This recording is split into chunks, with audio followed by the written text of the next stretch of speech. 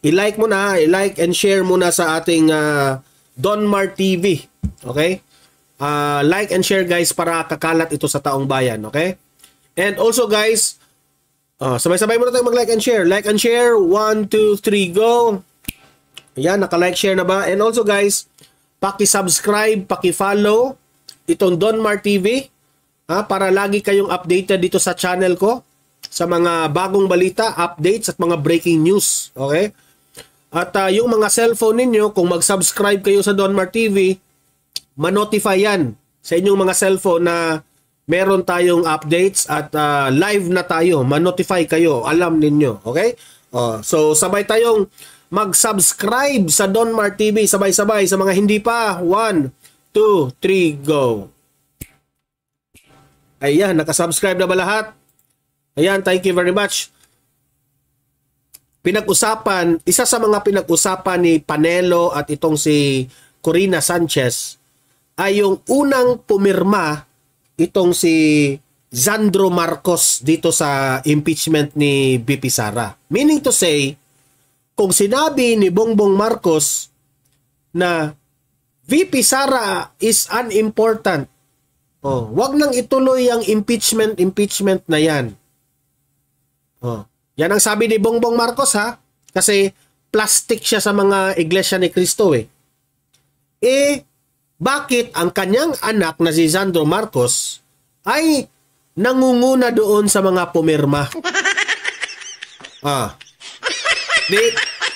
Halatang halata na itong si Bongbong Marcos, trinahidor na naman niya ang taong bayan.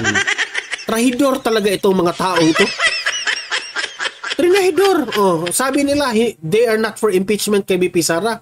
Pero ang kanyang anak, unang-una sa listahan. Di ba? Di ba?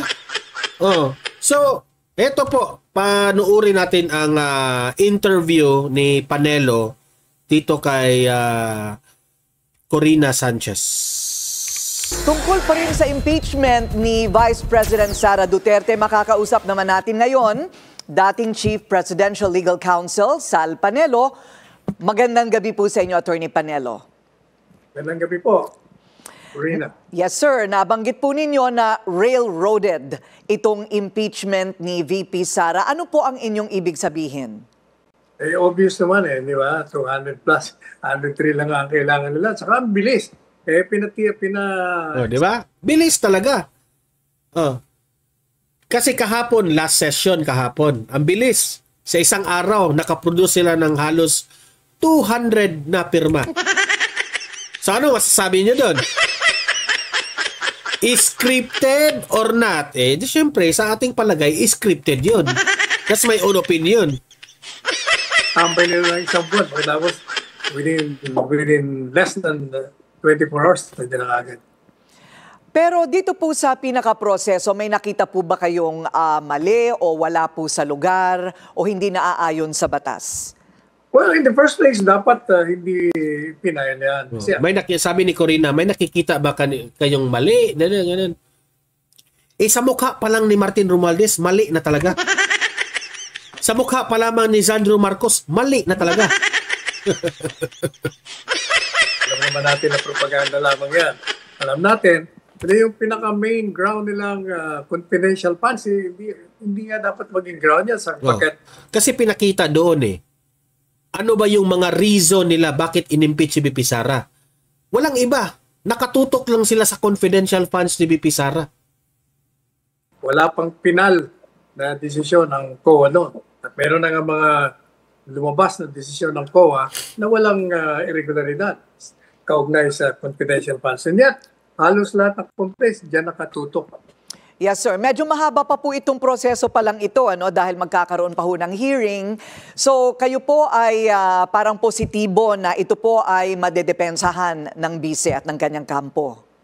Well, definitely. Si VP Inday Sara is ready to face the impeachment and she will face it courageously, smilingly, and competently. Di ba? So, palakpakan.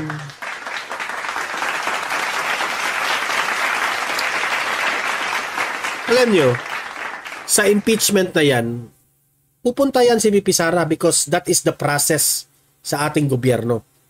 Ako, excited ako na dadalo itong si VP Sara, dadalo itong si former President Duterte, at talagang alam ko, bidang-bida na naman ang mag-ama, si Tatay Digong at si VP Sara dito. Ipapakita na naman ni VP Sara at ni former President Duterte kung gaano sila kalinis sa kanilang trabaho sa pagiging public servant. Alam ng taong bayan Alam ng taong bayan na itong pamilyang Duterte na lang, bihira na lang tayong makakita ng ganitong kind of mga politicians na tunay nagsiservisyo sa taong bayan. At mapapatunayan yan during the hearing. Ako sa totoo lang, mapapahiya lang itong Kongreso. Mapapahiya lang itong mga pumirma laban dito kay VP Sara sa impeachment na yan. Kaya nga, merong mga nagsasabi, be careful what you wish for. Yan ang sabi ko sa mga sa mga taga-kongreso rin. Kayong mga pumirma sa impeachment ni VP Sara, be careful what you wish for. Be careful what you wish for. Kasi po, hindi na po mapipigilan ang hinanaing ng taong bayan na itong babae pong itong si Vice President Inday Sara Duterte ay magiging presidente sa 2028. Totoo yan. Totoo yan. One of these days, ma-realize na naman ang mga buwayang ito na nagkamali sila, bakit pumirma sila. Sa pagkakaalam ko, kung hindi lang dadayain itong eleksyon na 2025, lahat ng pumirma dito sa impeachment ni VP Sara, matatalo kayo during the 2025 election. Kasi po, kumalat na ngayon sa social media ang mga pangalan ninyo na kayo po ay hindi dapat iboto. Kasi alam na ngayon ng taong bayan. Kasi nga sabi ko sa post ng aking Facebook page, sabi ko, magaling talaga itong si VP Sara. Magaling talaga. Napatunayan ko na sobrang galing. Dahil nung in-interview siya sa News 5, sabi ni VP Sara, I'm seriously thinking about it. I'm seriously considering, seryoso siyang pinag-isipan, na tumakbong presidente sa 2028. Isa tingin ko, dahil doon sa statement ni VP Sara, na-trigger itong Kongreso. Na-trigger sila doon. Na-trigger sila doon. Sabi nila, Diyos ko po, paano na yan? Kung tatakbo ito sa 2028, wala na tayo. Hindi na tayo makakain ng pera nito. Takot sila. Dahil matuklasan ang kanilang mga kabalastugan. Okay? Takot sila na maging presidente ito sa 2028. So anong ginawa nila? As early as now, gagawin nila ang lahat para lang ma-impeach si VP Sara. Dahil kung ma-impeach si VP Sara, hindi na po pwedeng makatakbo in any position in the government itong si Vice President Sara. Ganun po ang pattern. Kaya sabi ko, sobrang magaling si VP Sara. Ginawa niya yun na parang ambush interview na sinabi niya, I'm seriously thinking about it na tumakbong VP. So naalarma. Ngayon na pumirma na itong mga buhaya na ito, alam na ng Pilipino. Alam na ng taong bayan kung sino ang hindi natin iboto sa 2025 election. Di ba? Sobrang galing po ni VP Sara. Nalaman po natin sino itong mga traidor. nalalaman po natin kung sino itong mga traidor sa kanya. Kaya nga sabi ko, ang galing ni VP Sara. Sobrang galing. Very advanced talaga ang kanyang utak. Parang nagbabasa yata ito ng libro ni Sun Tzu. Sun Tzu ba yun? Oh, Sun Tzu o Sun Tzu. Paano yung pag-pronounce? Oh, The Art of War. Sabi ko, at least ang taong bayan, meron na kaming pagbabasihan kung sino yung dapat namin i-delete dito sa gobyernong bangag na ito. Good luck na lang. Sa mga pumirma, sa mga pumirma dyan sa impeachment ni VP Sara, ang masisabi ko lang sa inyo, goodbye. Goodbye career. Yun lang. Oh. Goodbye career talaga. Yun lang ang masasabi ko sa inyo dito. Wait. 100 plus, 103. Well, 24 hours, nandiyan na 100 plus. 24 hours, nandiyan na agad. Pero dito po sa pinaka-proseso, may nakita po ba kayong mali o wala po sa lugar o hindi naaayon sa batas? Well, in the first place, dapat hindi pinayan yan. Kasi alam naman natin na propaganda lamang yan. Alam natin, pero yung pinaka-main ground nilang confidential funds, hindi nga dapat maging ground yan sapagkat wala pang pinal na desisyon ng COA noon. At meron na nga mga lumabas na desisyon ng COA na walang irregularidad kaugnay sa confidential funds. And yet, halos lahat ng complaints diyan nakatutok. Yes, sir. Medyo mahaba pa po itong proseso pa lang ito dahil magkakaroon pa ho ng hearing.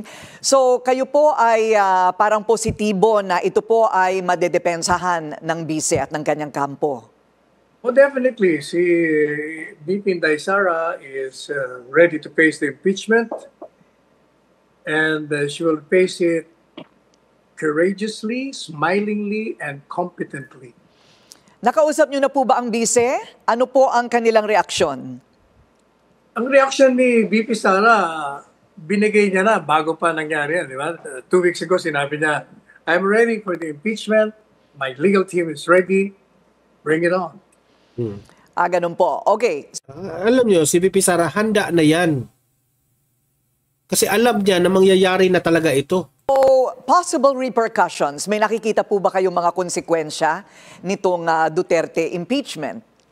Oh, definitely. Number one, ipinapakita lang dito na itong mga lawmakers hindi nakikinig sa tinig ng bayan. Pinakita na yan nung nakarang linggo nung nagsagawa ng suporta sa panawagan. Sige, ang opinion ni Panilo dito, parang walang respeto itong mga kongreso dito sa panawagan ni Bongbong Marcos na wag i-impeach si VP Sara.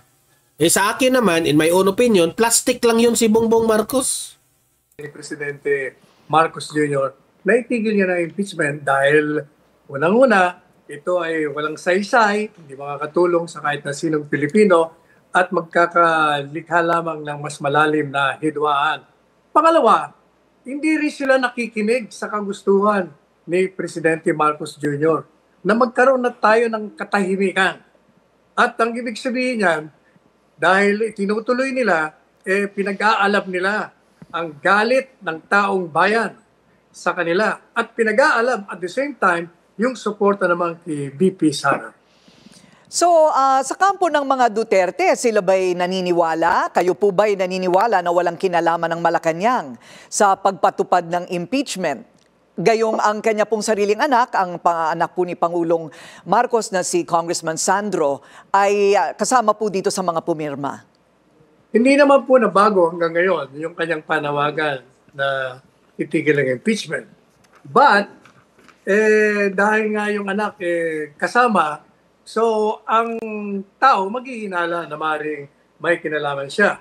Pwede rin naman na from the very beginning at the inception, itinago niya na may kinalaman siya at nagbigay siya ng anunsyo na siya'y kontra rito upang siya'y na hindi mapaniwalaan, hindi pa hinalaan na siya'y kasama rito.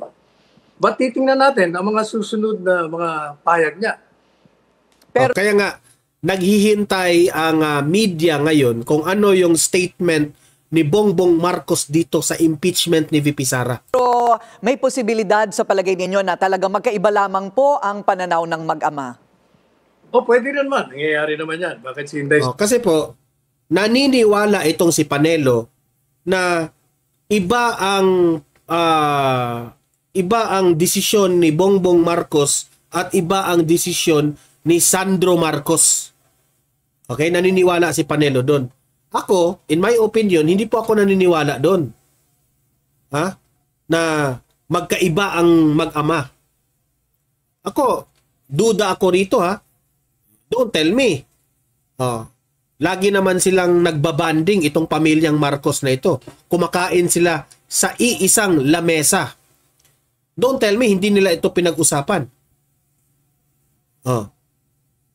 So, kaya nga, in my own opinion, in my own observation, plastic yun si Bongbong Marcos na sinabi niya, hindi yun nakakatulong sa atin. Di ba? Para magmukha na mabait siya. Yan ang ipinalabas niya. Kasi alam niya, ang Iglesia ni Cristo, ayaw, they are not for impeachment. Itong Iglesia ni Cristo, malaki rin ang utang na loob ni Bongbong Marcos dito sa Iglesia. So, nagplastikan si Bongbong. I'm not for impeachment. Kasi siguro, ang INC is not for impeachment. Pero ang tanong, bakit ang anak mo mismo, Bongbong Marcos, mismo ang anak mo, unang pumirma na i-impeach si VP Sara? So, sa tingin ko, plastic si Bongbong Marcos. Itong pamilyang ito, kasama ang asawa ni Bongbong Marcos, Sandro Marcos, at itong si Bongbong, sa puso nila, gusto talaga nilang ma-impeach yan si VP Sara. Takot sila. And they are insecure of this woman. Mas lalo na yan si Tambaluslos. Excited na yan na maging presidente. Excited na yan. Tingnan nyo yung pagbatok niya doon sa Kongreso. Is there any objection? None. Bang! Ang bilis. Excited. Kasi kung matanggal si VP Sara bilang Vice President ng Pilipinas, malaking chance po na magiging Vice Presidente si Martin Romualdez. Ang sakit sa bangs. Konti na nga yung aking bangs. Pinasakit pa. Di ba? Hindi ko talaga matatanggap na meron tayong Vice President na tambaluslos, magiging tambaluslos.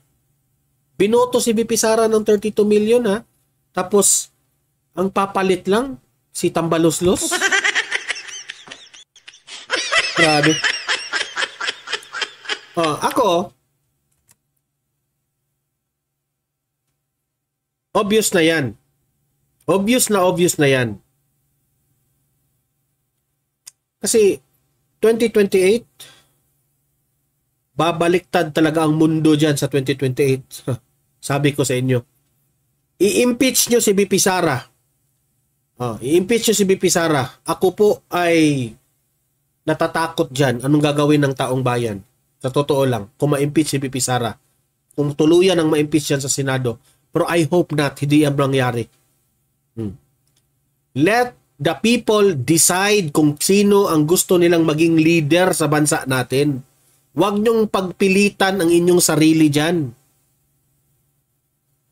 Sara si Presidente Duterte, meron din mga issues na hindi sila magkatugma. Natural lang yaman. But until we hear from President Marcos Jr., we cannot speculate. Yan Panelo, hintayin natin si Bongbong Marcos. Ano ang magiging statement niya? Speaking of that, ito pong defense team ni Vice President Sara Duterte. So ito po'y magiging makasaysayan dahil isa pong dating Pangulo ang sinasabing magiging isa sa mga pinuno ng kanyang defense team. Matutuloy po ba ito? Oh yes, gustong-gusto ni Presidente Duterte na sumama siya sa legal team. In fact, nag-alok siya at tinanggap na ni VP Sara. Kaya kasama siya sa legal team. Ayun. Meron na po ba kayo napili na magiging parang pinaka buong defense team? Ay, hindi ko alam. Nasa kanila na yan kung sino ang kanilang pipiliin. Ayun, okay. So, hihintay na lamang po natin ang mga darating na kabanata, ano po. Pero may panahon po, ito po'y spill over into probably the next Congress. Sa palagay po ba ninyo, maiiba ang temperatura pagka inabot po ng ibang kongreso? Kasi tingnan nyo, unang-una, hindi pa malaman kung yung Senado will convene as an impeachment court. Sapagkat maaaring yung iba sa kanila ay mag-aalala na pag tinuloy nila, yung kanilang re-election bid ay magkakadiferensya sa... So ang tinitingnan ko, baka mag-usap-usap sila na ipagpaliban na lang. Pero ang problema sa pinagpaliban mo yan, aabutin ka ng 1-year ban at ipapile mo na naman sa next year. Kaya lang, from the very start, di ba sinabi ko sa inyo, na ang talagang layunin niyan ay propaganda laban kay Inday Sara. And the ultimate goal is to disqualify her sa Panguluhan Correct. sa 2028 because Pareha she's the leading contender. Pareha kami ng analysis, ha. They want VP Sara to disqualify para hindi na makatakbo. Solve na ang problema nila, di ba? Manalo't matalo sila sa impeachment, siniraan nila si Inday Sara. Yan ang kanilang talagang layunin. Maraming salamat. Ayan. So, eto Mr. Speaker. Wait muna. Ito. Ako maggawa ko na opinion dyan. Ito masakit man isipin, no? Si VP Sara po ay strong woman. He is a strong leader, itong si VP Sara. Pero kahit gaano ka-strong ang isang tao, no? Nasasaktan rin yan. Sa sitwasyon po ngayon ni VP Sara, alam ko, si VP Sara, hindi niya ini-expect na mga ilan na mga members ng ating Kongreso na pipirma dyan sa impeachment niya. Alam ko, babasahin yan ni VP Sara kung sino yung mga pangalan na pumirma doon, babasahin yan niya yan. Alam ko, deep inside, kahit strong leader itong si VP Sara, nasasaktan rin itong si VP Sara. Duda ko rito, this is my own analysis. Nasasaktan rin si VP Sara sa mga taong trinaydor siya. Sabi ko nga, this is the biggest budol ever na nangyari sa bansang Pilipinas. Pinudol tayong Pilipino at higit sa lahat, sa nangyari kahapon, binudol po. Pinakamalaking budol po na ginawa nila kay VP Sara. Itong mga congressman na ito, dati itong nakikisabay kay VP Sara sa panahon ng eleksyon para dagdag sa kanilang pagkapanalo noong 2022 election. Malaki pong tulong ang nangyari sa kanilang numbers. Natutulungan po sa pangalan po ni VP Sara. Itong mga congressman na ito na kapitoko dito kay VP Sara. Ngayon na wala na silang makuha ni VP Sara, trinaydor nila, inimpeach nila. Ganun po sila. At least alam na natin kung sino itong mga taong manggagamit. Kaya sabi ko, masakit ito kay VP Sara, but VP Sara will move on. Si VP Sara po, wala siyang problema, ipaglaban niya ang kanyang sarili sa mangyayaring hearing, kung meron man, sa Senado. Laban ito, ng mga Duterte at itong mga buwaya sa Kongreso. Ako, dito sa analysis kong ito, I should say na naaawa ako kay Vice President Inday Sara Duterte. Sa lahat ng ginagawa niya dito sa mga politicians na ito na tinulungan niya para manalo, ganito lang ang ginagawa nila sa kanya. Masakit yun. Okay? Masakit yun. Ginamit ang pangalan niya kasi alam ng taong bayan Alam na itong mga kongresista na ito na mahal itong si VP Sara ng mga taong bayan. Mahal ng taong bayan si VP Sara dahil very obvious na sila lamang po ang may malasakit sa taong bayan. Tunay na nagsiservisyo sa taong bayan. Pero itong mga kongresista na ito na mga kapituko ni VP Sara sa 2022 election, ito yung mga tao na ginamit lamang nila ang isang tao para ginamit nila ang isang tao para makakuha o makakurap sa kaban ng bayan. Ginamit nila si VP Sara for their own political interest at pang sariling interest nila. As we always said, ang korupsyon po ay pinakamahirap patunayan sa korte. Kahit obvious harap-harapan ng pagnanakaw sa kaban ng bayan, pagdating dyan sa korte, mahirap pa rin patunayan yan. Kasi kung ikaw yung nag-aakusa, dapat mong patunayan yan. Kaya nga, sabi ko, dapat talagang piliin natin kung sino yung tunay at hindi kawatan ng mga government officials. Yun talaga, yung pinakauna. Sabi pa nga ni Franklin Drilon, yung BICAM report na yan, itong National Budget of the Philippines 2025, ito yung pinakakurap sa buong kasaysayan ng bansang Pilipinas. Hindi ako nagsabi niyan, si Franklin Drilon. Tama ka dyan, Bimbo Hernandez.